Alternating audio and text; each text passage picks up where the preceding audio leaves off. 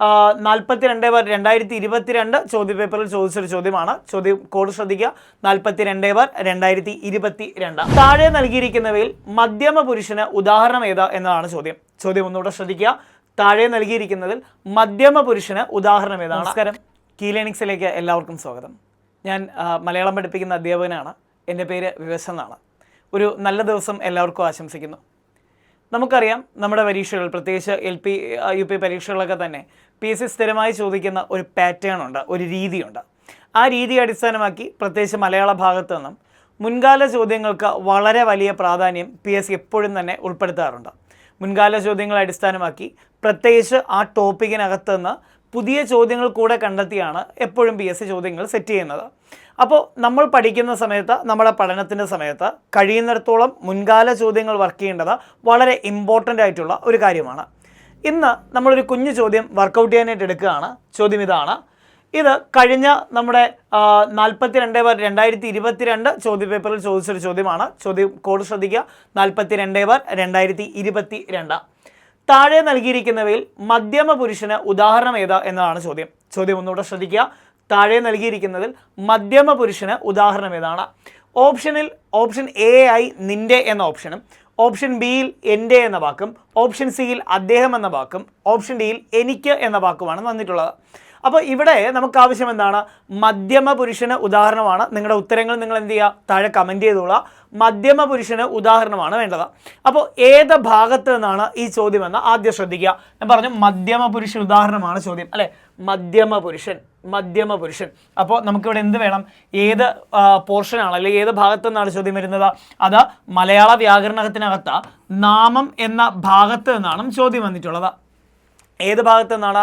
നാമം എന്ന ഭാഗത്ത് നിന്നാണ് ചോദ്യം വന്നിട്ടുള്ളത്. അപ്പോൾ നാമത്തെക്കുറിച്ച് നമ്മൾ അറിയണം. നാമവും നാമത്തിൻ്റെ ഉപവിഭാഗമായ സർവനാമത്തിനകത്താണ് ഈ ഒരു ചോദ്യം വരുന്നത്, അല്ലേ? സർവനാമം. ഏതിലാണ്?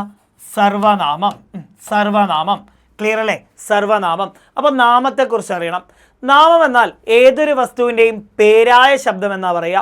നാമം എന്താണ്? ഏതൊരു വസ്തുവിൻ്റെയും പേരായ ശബ്ദം, അതായത് ഒരു വസ്തുവിൻ്റെ പേരിനെ കുറിക്കുന്ന ശബ്ദത്തെയാണ് നാമം എന്ന് വിളിക്കുന്നത്. ഓർത്തു വയ്ക്കുക, ഒരു വസ്തുവിൻ്റെ പേരിനെ കുറിക്കുന്ന ശബ്ദത്തെ, പേരായ ശബ്ദത്തെ നമ്മൾ എന്ത് വിളിക്കുന്നുണ്ട്? നാമം എന്ന് വിളിക്കുന്നു. നാമം. ഓക്കെ. നാമം പ്രധാനമായും 3 തരത്തിലാണുള്ളത്. അതിൽ ഒന്നാമത്തേതിനെ നമ്മൾ ഗുണനാമം എന്ന് വിളിക്കുന്നു. ഗുണനാമം. ഒന്നാമത്തേത് ഗുണനാമം. രണ്ടാമത്തേത് ക്രിയാനാമം. മൂന്നാമത്തേത് നോക്കി, ക്രിയാനാമം. മൂന്നാമത്തേത് ദ്രവ്യനാമം. മൂന്നാമത്തേത് എന്താ? ദ്രവ്യനാമമാണ്. അതിലാദ്യത്തേത് ഗുണനാമമാണ്. ഒരു വ്യക്തിയുടെയോ ഒരു വസ്തുവിൻ്റെയോ ഒരു സ്ഥലത്തിൻ്റെയോ ഒരു ഗുണത്തെ അഥവാ ഒരു സവിശേഷത അല്ലെങ്കിൽ ഒരു പ്രത്യേകതയെ സൂചിപ്പിക്കുന്നതാണ് ഗുണനാമം എന്ന് പറയുന്നത്. ഇപ്പോൾ എക്സാമ്പിളായി പറയുന്ന സമയത്ത് മിടുക്ക് എന്ന പദം പറയാം. PSC തന്നെ ചോദിച്ചിട്ടുള്ളൊരു ചോദ്യമുണ്ട്. മിടുക്കനായ ബാലൻ സമർത്ഥമായി, അല്ലെങ്കിൽ മിടുക്കനായ ബാലൻ സ്കൂളിലേക്ക് പോയി, അല്ലെങ്കിൽ മിടുക്കനായ കുട്ടി നന്നായി പഠിച്ചു, അല്ലെങ്കിൽ മിടുക്കനായ കുട്ടി പരീക്ഷയിൽ മികച്ച വിജയം നേടി. അപ്പോൾ ഇങ്ങനെ എന്തൊരു സെൻറ്റൻസ് തന്നിട്ട് അതിൽ ആ മിടുക്ക് എന്ന അല്ലെങ്കിൽ മിടുക്കനായ എന്ന ശബ്ദത്തിനിടയിൽ വരച്ചതിന് ശേഷം PSC ചോദിക്കും ഇത് ഏത് തരം നാമത്തിന് ഉദാഹരണമാണ്? ഓർക്കുക, അത് ഗുണനാമമാണ്. ഓക്കെ. ഇനി അതേപോലെ തന്നെ മിടുക്ക് പറഞ്ഞു കഴിഞ്ഞാൽ എന്ത് പറയാം? സമർത്ഥൻ പറയാം, അല്ലെങ്കിൽ സമർത്ഥയായ ബാലിക. ഇപ്പം സമർത്ഥ എന്ന പദം അതിനകത്ത് എന്താണ്?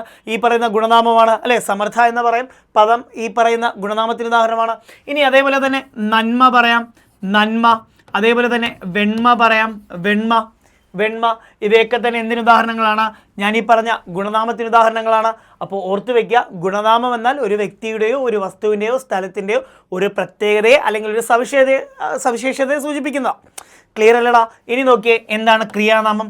നമ്മൾ ചെയ്യുന്ന ഒരു പ്രവൃത്തിയെ അടിസ്ഥാനമാക്കി രൂപം കൊള്ളുന്നതാണ് ക്രിയാനാമം. ഇപ്പോൾ ഒരാൾ ഓടുകയാണ് എന്ന് കരുതുക. അങ്ങനെയാണ് എങ്കിൽ അയാൾ ചെയ്യുന്ന പ്രവൃത്തിയാണ് ഓട്ടം എന്നത്. ഓടുക എന്ന നാമപദത്തിൽ നിന്നും ഓട്ടം എന്ന ഒരു ശബ്ദം രൂപം കൊണ്ടു, അല്ലേ? ഇപ്പോൾ ഓടുക എന്ന ക്രിയയിൽ നിന്നും ഓട്ടം എന്ന ഒരു നാമപദം രൂപം കൊണ്ടു. ഓക്കെ. ഇനി ചാടുകയാണെങ്കിലോ അതിനകത്തുനിന്ന് ചാട്ടം എന്ന ഒരു നാമപദം വരുന്നു. ചാട്ടം. ഇപ്പോൾ ചാടുകയാണ്, ചാട്ടം. അപ്പോൾ ഗുണനാമം എന്നത് ഒരു പ്രത്യേകത സൂചിപ്പിക്കുന്നുവെങ്കിൽ ക്രിയാനാമം എന്നത് ഒരു പ്രവൃത്തിയെ സൂചിപ്പിക്കുന്നു. സെറ്റല്ലേ? അടിപൊളിയല്ലേ? ചുമ്മാ പഠിച്ചില്ലേ മക്കളെ? അങ്ങനെയാണെങ്കിൽ എന്താണ് ദ്രവ്യനാമം? ദ്രവ്യനാമത്തിന് പ്രത്യേകിച്ച് അത് എന്താ എന്നതിലുപരി അതിൻ്റെ പിരിവുകളാണ് നമ്മൾ പഠിക്കേണ്ടത്. 4 പിരിവുകളാണ് ദ്രവ്യനാമത്തിനുള്ളത്. അതിൽ ഒന്നാമത്തെ പിരിവ് എന്ന് പറയുന്നത് സംജ്ഞാനാമം എന്നതാണ്. സംജ്ഞാനാമം. രണ്ടാമത്തേത് സാമാന്യനാമം എന്നതാണ്. സാമാന്യനാമം. ഓക്കെ. മൂന്നാമത്തേത് മേയനാമം എന്നതാണ്. മേയനാമം. നാലാമത്തേതാണ് സർവനാമം. ഓക്കെ അല്ലേ മക്കളെ? ഇതിൽ നാലാമത്തേതാ? സർവനാമമാണ്. ഓർത്ത് വെച്ചേ, സംജ്ഞാനാമം, സാമാന്യനാമം, മേയനാമം, സർവനാമം. ഇങ്ങനെ 4 പിരിവുകൾ എന്തിനുണ്ട്? ദ്രവ്യനാമത്തിനുണ്ട്. ഇവിടെ ഒരു കുഞ്ഞു കാര്യം ഓർമ്മിക്കുക. നമുക്കറിയാം നമ്മുടെ ചോദ്യം, ഞാൻ പറഞ്ഞു നമ്മുടെ ചോദ്യം വരുന്നത് ഏത് ഭാഗത്ത് നിന്നിട്ടാണ്? അത് സർവനാമത്തിനകത്ത് നിന്നാണ്. അപ്പോൾ എന്താണ് ഇപ്പോൾ നമ്മളൊരു ചോദ്യം കാണുന്ന സമയത്ത് ഏത് ഭാഗത്തു നിന്നാണോ ചോദ്യം, അതെന്താണ് അല്ലെങ്കിൽ ആ ഭാഗം എന്താണെന്ന് ഡീറ്റെയിൽ ആയിട്ട് പഠിച്ചു കഴിഞ്ഞാൽ പിന്നെ നമുക്ക് മറ്റ് ടെൻഷനൊന്നും വേണ്ട. അതുകൊണ്ടാണ് ഞാൻ ആ ഭാഗം ഇപ്പോൾ എങ്ങനെയാണ് പഠിക്കേണ്ടത് എന്നൂടെ പറഞ്ഞു വരുന്നത്. മക്കളെ, ഇതിൽ ആദ്യത്തേത് സംജ്ഞാനാമം. ഒരു പ്രത്യേക വ്യക്തിയെയോ ഒരു പ്രത്യേക വസ്തുവിനെയോ ഒരു പ്രത്യേക സ്ഥലത്തെയോ സൂചിപ്പിക്കാനാണ് എന്തുപയോഗിക്കുന്നത്? സംജ്ഞാനാമം ഉപയോഗിക്കുന്നത്. ഓർത്തു വയ്ക്കുക, ഒരു പ്രത്യേക വ്യക്തി, ഒരു പ്രത്യേക വസ്തു, ഒരു പ്രത്യേക സ്ഥലം എന്നിവയെ സൂചിപ്പിക്കാൻ അത് ഏതൊന്നിനെയും ഒന്ന് എന്ന് തിരിച്ചറിയാനാണ്. ഇപ്പോൾ ഒരു എക്സാമ്പിൾ പറഞ്ഞു കഴിഞ്ഞാൽ നമുക്കെന്ത് പറയാം? കുട്ടി എന്ന് പറയാം. കുട്ടി എന്ന് കേൾക്കുന്ന സമയത്ത് ഒരാളുടെ ചിത്രം അല്ലെങ്കിൽ ഒരു കുട്ടിയുടെ ചിത്രം മാത്രം നമ്മുടെ ഉള്ളിലേക്ക് വരും. അല്ലെങ്കിൽ നമുക്ക് എന്ത് പറയാം? ഒരു പക്ഷിയുടെ പേര് പറയുമ്പോൾ ഓക്കെ നമുക്ക് തത്ത എന്ന് പറയാം അല്ലേ? തത്ത എന്ന് കേൾക്കുമ്പോൾ തത്തയുടെ ചിത്രം മാത്രം നമ്മുടെ ഉള്ളിലേക്ക് വരുന്നു. മറ്റ് ജീവജാലങ്ങളോ മറ്റൊന്നുമില്ല, തത്തയുടെ രൂപവും ഭാവവും ഘടനയും ഒക്കെ നമ്മുടെ ഉള്ളിലേക്ക് വരുന്നു. ഈ പറയുന്നൊരു ചിന്ത തരുന്നത് സംജ്ഞാനാമമാണ്. ഒരു വ്യക്തിയെ അല്ലെങ്കിൽ ഒരു വസ്തുവിനെ ഏതെങ്കിലും ഒന്നിനെ സൂചിപ്പിക്കാൻ ഉപയോഗിക്കുന്നത്. എങ്കിൽ സാമാന്യനാമത്തിലേക്ക് പൊതുവായി ഒരു കൂട്ടത്തെ അല്ലെങ്കിൽ ഒരു വിഭാഗത്തെ പൊതുവായി പറയാൻ ഉപയോഗിക്കുന്നതാണ് സാമാന്യനാമം. ഓക്കെ. നേരത്തെ ഞാൻ പറഞ്ഞ സംജ്ഞാനാമത്തിലെ തത്ത എന്ന ശബ്ദമില്ലേ, തത്ത എന്ന പക്ഷിയില്ലേ, അത് സാമാന്യനാമത്തിലേക്ക് വരുമ്പോൾ പക്ഷി എന്നായി മാറും. അതായത് തത്ത എന്ന് കേൾക്കുമ്പോൾ ഒരു പക്ഷി, അതായത് തത്ത എന്ന പക്ഷിയെ മാത്രം നമ്മുടെ ചിന്തയിലേക്ക് വരുന്നു. എന്നാൽ പക്ഷി എന്ന് കേൾക്കുമ്പോൾ ചിറകുള്ള, പറക്കാൻ കഴിയുന്ന പക്ഷങ്ങളുള്ളതാണ് പക്ഷി. പക്ഷം എന്നാൽ ചിറകെന്നർത്ഥം. അപ്പോൾ ചിറകുള്ള എല്ലാ ജീവജാലങ്ങളും അല്ലെങ്കിൽ എല്ലാ പക്ഷികളും അതിനകത്ത് വരുന്നു. ക്ലിയർ അല്ലേ? അപ്പോൾ അതിനകത്ത് തത്ത എവിടെയെന്നുള്ളത് നമുക്ക് കണ്ടെത്താൻ പോലും പറ്റില്ല. അപ്പോൾ ഈ ഓർത്തു വയ്ക്കുക, സംജ്ഞാനാമം എന്നാൽ ഒന്നിനെ മാത്രം സൂചിപ്പിക്കുമ്പോൾ സാമാന്യനാമം പൊതുവായി പറയാൻ ഉപയോഗിക്കുന്നു. ഇപ്പോൾ മാൻ എന്ന് പറയുന്നത് സംജ്ഞാനാമമാണെങ്കിൽ മൃഗങ്ങളെന്നോ പറയുന്നത് സാമാന്യനാമമായി മാറുന്നു. ഓക്കെ അല്ലേ? തെങ്ങ് എന്ന് പറയുന്ന സമയത്ത് തെങ്ങ് എന്ന് പറയുന്നത് ഒരു സംജ്ഞാനാമമാണ് എങ്കിൽ വൃക്ഷം എന്ന് പറയുന്ന സമയത്ത് അല്ലെങ്കിൽ മരം എന്ന് പറയുന്ന സമയത്ത് അതൊരു സാമാന്യനാമമായി മാറുന്നു. പ്രധാനപ്പെട്ട ഒരു ഭാഗമാണ് മേയനാമം. PSC എന്താണ് മേയനാമം എന്നും മേയനാമത്തിന് ഉദാഹരണം എന്ത് എന്നും ഒക്കെ തന്നെ PSC ചോദ്യങ്ങൾ ചോദിച്ചിട്ടുണ്ട്. ഓർക്കുക, ജാതി വ്യക്തി വർഗഭേദമില്ലാത്ത നാമമാണ് മേയനാമം. ഒന്നുകൂടെ, ജാതി വ്യക്തി വർഗഭേദമില്ലാത്ത നാമമാണ് മേയനാമം. അതായത് ഒരു നാമപദം എടുക്കുന്ന സമയത്ത് അതൊരു പ്രത്യേക ജാതി വിഭാഗത്തിൽ, നമുക്ക് എന്ത് പറയാം, സ്ത്രീ എന്നോ പുരുഷനെന്നോ, സ്ത്രീ പുരുഷ ജാതികൾ നോക്കിയാൽ മതി, സ്ത്രീ എന്നോ പുരുഷനോ എന്നുള്ള വേർതിരിവ് പാടില്ല. ഒരു പ്രത്യേക ഗണമായോ വിഭാഗമായോ സെപ്പറേറ്റ് ചെയ്യാൻ പാടില്ല. ഇനി അളന്ന് തിട്ടപ്പെടുത്താൻ പാടില്ല. ഇത്തരത്തിലുള്ള പദങ്ങളെയാണ് മേയനാമത്തിൽ പെടുത്തുക. പ്രധാനമായും മേയനാമത്തിന് നമുക്ക് പറയാൻ പറ്റുന്ന ഒരു ഉദാഹരണമാണ് വെയിൽ എന്ന പദം. കാരണം ഈ പദം PSC ഒരുപാട് തവണ ആവർത്തിച്ചൊരു പദമാണ്. വെയിൽ എന്നത് മേയനാമത്തിന് ഉദാഹരണമായൊരു പദമാണ്. നമുക്കറിയാം വെയിൽ എന്ന പദം ഏത് ജാതി വിഭാഗത്തിൽ, അതായത് വെയിൽ പുരുഷനോ സ്ത്രീയെന്നോ പറയാൻ പറ്റില്ല. അപ്പോൾ നമ്മൾ പറയില്ല ഇന്ന് നല്ല വെയിലുണ്ടായിരുന്നു, അപ്പോൾ ഇത് ഇന്നത്തെ ചിലപ്പോൾ പുരുഷ വെയിലായിരിക്കാം അല്ലെങ്കിൽ സ്ത്രീ വെയിലായിരിക്കാം എന്ന് നമ്മൾ പറയുമോ? ഇല്ല. അളന്ന് തിട്ടപ്പെടുത്താൻ പറ്റുമോ? ഇല്ല. ഇന്നൊരു 10 കിലോ വെയിൽ കിട്ടി അല്ലെങ്കിൽ ഇന്ന് 2 കിലോ വെയിലേ കിട്ടിയുള്ളൂ എന്ന് നമ്മൾ പറയില്ല അല്ലേ? ജാതി വ്യക്തി ഭേദം പാടില്ല, അളന്ന് തിട്ടപ്പെടുത്താനും പാടില്ല. അത്തരത്തിലുള്ള നാമപദങ്ങളാണ് മേയനാമം. ഒരു കുഞ്ഞു ട്രിക്ക് ഞാനതിൽ പറഞ്ഞു തരട്ടെ മക്കളെ, ഓർത്ത് വയ്ക്കുക. പ്രകൃതി പ്രതിഭാസങ്ങൾ എപ്പോഴും മേയനാമമായിരിക്കും. എങ്ങനെ? പ്രകൃതി പ്രതിഭാസങ്ങൾ എപ്പോഴും മേയനാമമായിരിക്കും. കാരണം പ്രകൃതി പ്രതിഭാസങ്ങളിൽ ഈ പറയുന്ന ജാതി വ്യക്തി വർഗ ഭേദങ്ങളില്ല, അളന്ന് തിട്ടപ്പെടുത്താനും പറ്റില്ല. സംഭവം സെറ്റില്ലടാ. അപ്പോൾ ഓർത്ത് വയ്ക്കാം, വെയിൽ, പ്രകാശം, ആകാശം, മഴ, മഞ്ഞ്, കാറ്റ്, മണ്ണ് ഇവയൊക്കെ തന്നെ എന്തിന് ഉദാഹരണമാണ്? ഈ പറയുന്ന മേയനാമത്തിന് ഉദാഹരണമാണ്. പലപ്പോഴും കുട്ടികൾ ചോദിക്കാറുണ്ട്, സർ മേയനാമത്തിന് ഏതൊക്കെയാണ് ഉദാഹരണമായി വരിക, ഏതൊക്കെയാണ് ഞങ്ങൾ കാണാതെ പഠിച്ചു വെക്കേണ്ടത്? ഇതങ്ങ് കാണാതെ പഠിച്ചു വെച്ചാലും മതി. വെയിൽ, മഴ, മഞ്ഞ്, കാറ്റ്, മണ്ണ് അല്ലേ, ആകാശം, ഭൂമി ഇങ്ങനെയൊക്കെയുള്ള പദങ്ങളൊക്കെ പറയുന്നത്, ആകാശം അല്ലേ, മണ്ണ് അതൊക്കെ പറയുന്നതെല്ലാം എന്ത് തന്നെയാണ്? ഈ പറയുന്ന നിലാവ് ഒക്കെ മേയനാമത്തിന് ഉദാഹരണമാണ്. ക്ലിയർ അല്ലേ? എന്നാൽ അടുത്തതാണ് സർവനാമം. മക്കളെ, അതായിരുന്നു നമ്മുടെ ചോദ്യവും. സർവനാമം അല്ലേ?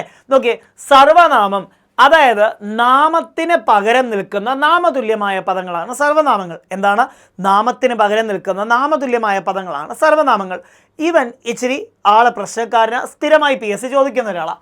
നോക്കിയേ, സർവനാമം 3ആയി പിരിയും. അതിൽ ഒന്നാമത്തേതിനെ ഉത്തമ പുരുഷ സർവനാമം എന്ന് പറയും. എന്ത് പറയും? ഉത്തമ പുരുഷ സർവനാമം. ഉത്തമ പുരുഷ സർവനാമം. ഓക്കെ, എന്ത് പറയുന്നു? ഉത്തമ പുരുഷ സർവനാമം. രണ്ടാമത്തേതിനെ മധ്യമ പുരുഷ സർവനാമം എന്ന് പറയും. മധ്യമ പുരുഷ സർവനാമം. മധ്യമ പുരുഷ സർവനാമം. മൂന്നാമത്തേതിനെ പ്രഥമ പുരുഷ സർവനാമം എന്ന് പറയും. പ്രഥമ പുരുഷ സർവനാമം. ഓക്കെ അല്ലേ? പ്രഥമ പുരുഷ സർവനാമം. അതായത് രണ്ടുപേർ തമ്മിലുള്ള സംഭാഷണത്തിൽ ആരാണോ പറയുന്നത്, ഇപ്പം ഞാൻ എന്നെക്കുറിച്ച് നിങ്ങളോട് എൻ്റെ കുറച്ച് കാര്യങ്ങൾ പറഞ്ഞു. അതായത് ഞാൻ, എൻ്റെ,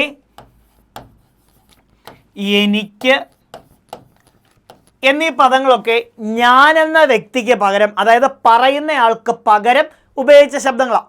അതായത് രണ്ടുപേർ തമ്മിൽ സംസാരിക്കുമ്പോൾ ആരാണോ പറയുന്നത് അയാൾക്ക് പകരം ഉപയോഗിക്കുന്നതാണ് ഉത്തമ പുരുഷൻ. ഞാൻ, എനിക്ക്, എൻ്റെ, നാം, നമുക്ക്, നമ്മുടെ. ഞാൻ, എനിക്ക്, എൻ്റെ, നാം, നമുക്ക്, നമ്മുടെ, നമ്മൾ, ഞങ്ങൾ തുടങ്ങിയ പദങ്ങളൊക്കെ എന്തൊരു ഉദാഹരണമാണ്? ഉത്തമ പുരുഷ സർവനാമത്തിന് ഉദാഹരണമാണ്. ഒന്നുകൂടെ, രണ്ടുപേർ തമ്മിലുള്ള സംഭാഷണത്തിൽ ആരാണോ പറയുന്നത് അയാൾ ഉത്തമ പുരുഷൻ.